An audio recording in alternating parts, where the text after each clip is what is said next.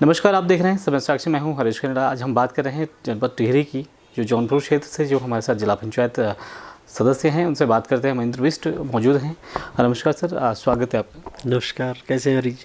ठीक है, तो आज हम बात करेंगे कुछ ऐसे मुद्दों के साथ, कुछ ऐसी विषय पर जो जिला पंचायत सदस्य होने के नाते आप की अगर बात करें तो आपने आप पार्टी ज्वाइन किया है, क्या कुछ रहेगा आपका?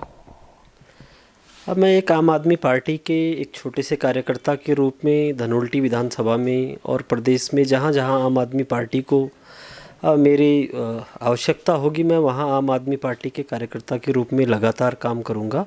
और उत्तराखंड में भाजपा और कांग्रेस, ये जो दो दल हैं जिन्होंने उत्तराखंड का बंटाधार किया है पिछले 20 सालों में, हमारा प्रयास होगा कि इनसे उत्तराखंड के विकास की जो चाबी है वो आम आदमी पार्टी को दी जाए, ताकि आम आदमी पार्टी उत्तराखंड का आम आदमी है उसकी पार्टी बने, उसके लिए काम करे। और आम आदमी को मेरे गढ़वाल में, जिसको हम बैसाखू और फिंचरू कहते हैं, हम उसको राजनीति की और विकास की मुख्य धारा से जोड़ेंगे, ऐसा मेरा प्रयास रहेगा। छात्र नेता से आपने अपने राजनीति का शुरुआत किया है, क्या लगता है आपको, आप किस बीच क्या चीज़ें लेकर के आप जनता के बीच जाएंगे? निश्चित तौर पर हम छात्र आंदोलनों से निकले हुए लोग हैं और हमको यहाँ पर जनता के बीच ले जाने के लिए कोई बहुत ज़्यादा सोचने की आवश्यकता नहीं है।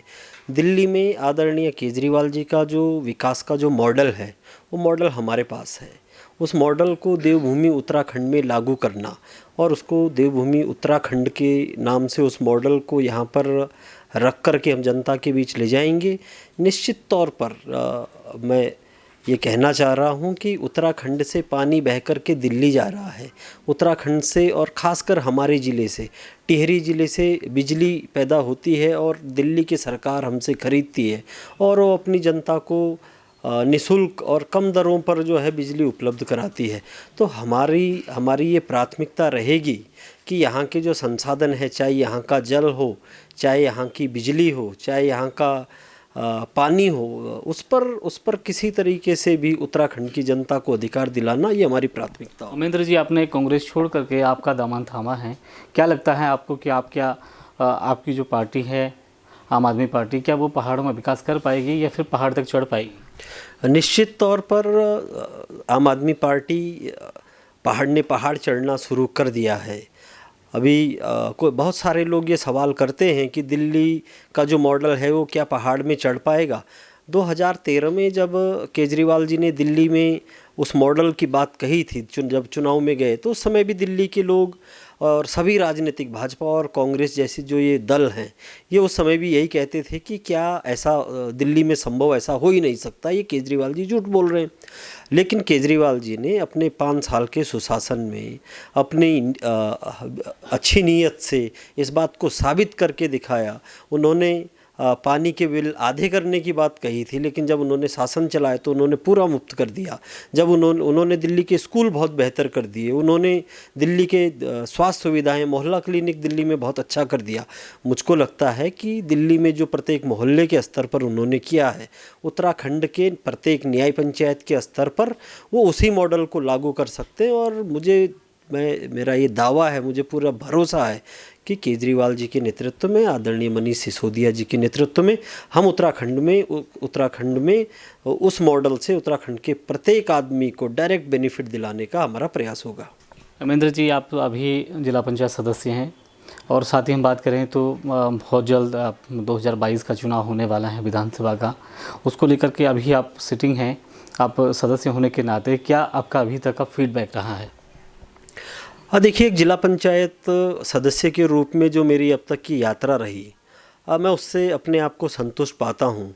मैं इस बात को मानता हूँ कि निश्चित तौर पर हम जनता की हर उम्मीद पर खरा नहीं उतर पाए हूँ, लेकिन मेरा प्रयास रहा कि हम जनता के अधिक से अधिक काम, क्योंकि पंचायतों में सीमित संसाधन होते हैं और उन सीमित संसाधनों के रहते हुए मुझे ये बात कहते हुए बड़ा, जिला पंचायत में आप अपने काम से संतुष्ट नहीं हैं कहीं ना कहीं, ये लगता है, और इसीलिए आप विधानसभा की अब तैयारी कर रहे हैं? नहीं, मैं ये नहीं कह रहा हूँ हर जी, मैं ये कह रहा हूँ कि जिला पंचायत सदस्य के रूप में मेरी जो यात्रा रही है, सीमित संसाधनों के बावजूद हमने बहुत बेहतर काम पंचायतों में किया है और उसके लिए बहुत सारे बहुत सारी संस्थाओं द्वारा, बहुत सारे वहाँ की जनता द्वारा हमको सराहा भी गया है। नतीजा ये है कि मैं दूसरी बार जिला पंचायत का सदस्य बनाऊं और मुझे बड़ा अच्छा लगता है ये सोचते हुए, ये कहते हुए कि मैं जौनपुर विकास खंड में इकलौता ऐसा जिला पंचायत सदस्य बनने का मुझको अवसर मिला वहाँ की जनता की कृपा से, जो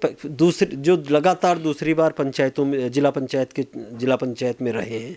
मैं इस बात को लेकर के भी बड़ा संतोष महसूस करता हूँ कि मैं निर्विरोध जिला पंचायत सदस्य बनने का भी मुझको अवसर मिला। खैर, मैं आपसे इस बात को लेकर के चर्चा कर रहा था कि पिछले जो मैं अपने काम से को किस रूप में मेरा आंकलन है। मैं ये देखता हूँ कि मेरी ये कोशिश रही कि मेरे जिला पंचायत क्षेत्र में तकरीबन अगर हम बेसिक स्कूल, उच्च प्राथमिक स्कूल और जो इंटर कॉलेज हैं उनको हम जोड़ देंगे तो मेरे क्षेत्र में तकरीबन 25 से 30 स्कूल हैं और सारे के सारे स्कूल लगभग मैं उनको नया बनाने में मैं सफल रहा।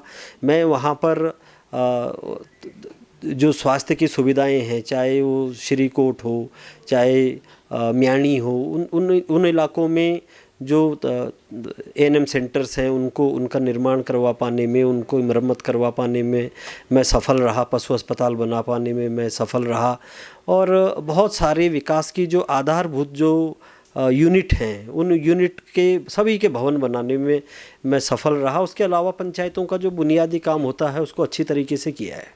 जैसे कि जो यहाँ पे बीजेपी है, कांग्रेस है और ख़ास बात करें तो फिर जो क्षेत्रीय पार्टी है यूपीडी वो भी है, तो फिर दिल्ली की पार्टी पर, आम आदमी पार्टी पर क्यों यहाँ की जनता विश्वास करे? क्या इस बात को भी आप सोचते हैं?